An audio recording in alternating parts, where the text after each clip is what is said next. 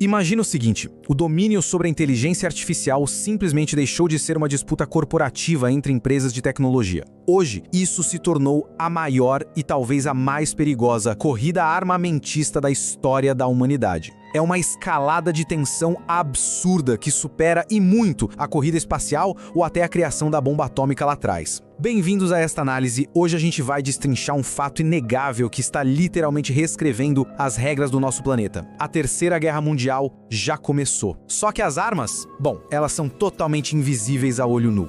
E para deixar bem claro logo de cara, essa explicação não tem nada a ver com aquelas novidades legais de consumo, sabe? Tipo as interfaces que escrevem texto sozinhos ou geram imagens na internet. O que está acontecendo agora, nos bastidores, é um redesenho completo do mapa de poder global. A gente está entrando na era da soberania digital absoluta. Pensa assim. Nesse novo cenário, o código de programação é a nova pólvora e os semicondutores são o novo petróleo. É um caminho sem volta para quem quiser dominar a inteligência das máquinas primeiro. Não tem plano B. Ok, vamos mergulhar nisso. O tabuleiro estratégico de hoje é implacável. Imagina um cenário onde controlar um único estreito no mar ou ter o monopólio de um mineral específico dá o poder de simplesmente desligar a economia de uma nação inteira. E sim, é perfeitamente possível paralisar sistemas vitais e defesas nacionais em questão de segundos, sem disparar um único tiro de fuzil. A guerra inteira acontece ali, através do controle das rotas lógicas e da infraestrutura de dados. É assustadoramente eficiente. E isso nos leva à primeira parte desta análise, a trindade da supremacia. O verdadeiro coração desse conflito global gira em torno do que os estrategistas chamam de a trindade da supremacia.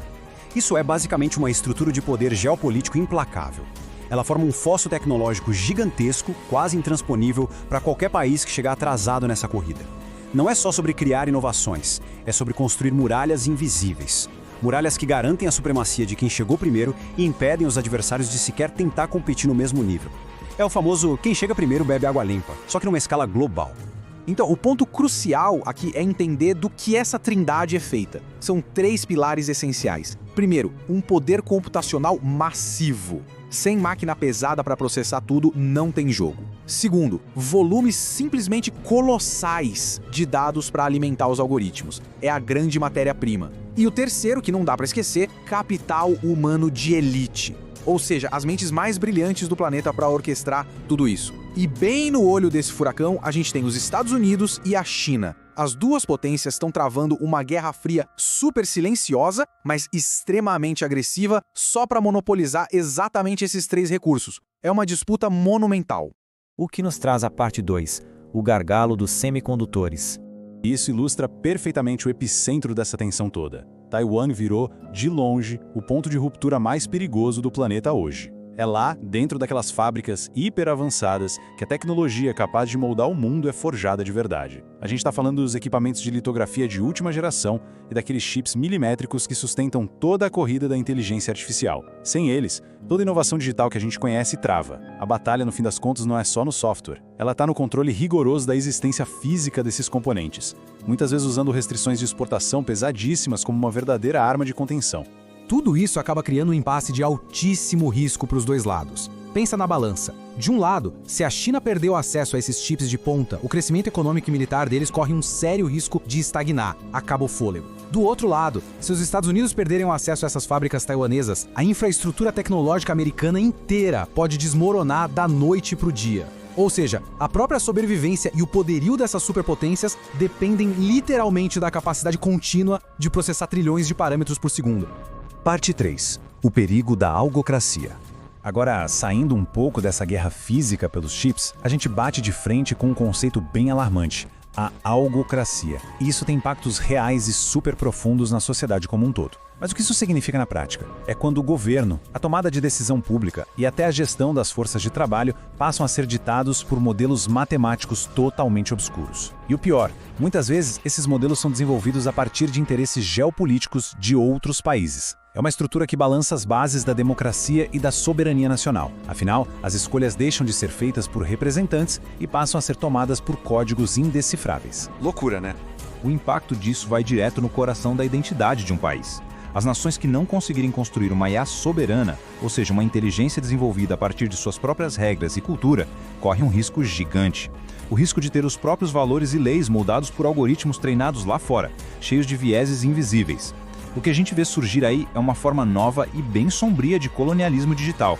Ele é imperceptível no nosso dia a dia, mas tem uma capacidade brutal de ditar como as instituições funcionam e até como a população pensa. No fim das contas, essa luta pela liderança na IA é, na sua essência, a luta para definir o que vai ser considerado verdade daqui para frente. É a batalha pelo nosso direito de trabalhar e por como a riqueza do mundo vai ser distribuída. A força bruta e a manufatura tradicional estão sendo trocadas numa velocidade absurda pelo capital intelectual artificial. E esse é o novo grande motor de toda a história humana a partir de agora, sem sombra de dúvidas. Parte 4. A infraestrutura silenciosa. Para a gente compreender o tamanho real dessa transformação toda, é preciso tirar os olhos um pouquinho das telas brilhantes dos dispositivos e olhar para a engenharia física e pesada que sustenta tudo isso. Essa famosa nuvem tecnológica, ela não tem nada de etérea flutuando no céu. Ela é feita de matéria muito densa. A gente está falando de cabos submarinos gigantescos cortando o fundo dos oceanos, carregando a força vital do mundo digital bem no meio de tensões diplomáticas. Estamos falando de minas de terras raras e de cofres de dados colossais, verdadeiros bunkers de servidores hiperprotegidos operando como trincheiras de guerra modernas. É nesses espaços físicos, de concreto e aço, que o futuro de todas as nações está sendo codificado agora. Tudo isso converge para uma dura realidade. O jogo final da geopolítica de hoje é uma partida de xadrez jogada na velocidade inimaginável de exaflops. E a grande mudança de chave aqui é que o checkmate não significa mais hastear uma bandeira num pedaço de terra conquistado. A vitória agora é capturar, sem deixar nenhuma dúvida, a estrutura lógica e toda a arquitetura mental que mantém a nossa civilização funcionando. E é exatamente isso que nos coloca diante de um dos maiores paradoxos de todos os tempos. A grande pergunta que fica martelando é a seguinte: ao colocar todos os recursos do planeta para criar a máquina definitiva de resolver problemas, a gente está construindo uma utopia maravilhosa e sem precedentes? Ou será que, tijolo por tijolo, a gente está erguendo a ferramenta definitiva para a vigilância algorítmica e para o controle estatal absoluto? A linha que separa a salvação pela automação de uma distopia digital calada está cada vez mais fina. A infraestrutura já está de pé, os dados estão correndo soltos nos cabos e a guerra já está acontecendo. Fica aí a reflexão de qual lado da história as nossas sociedades vão acordar amanhã.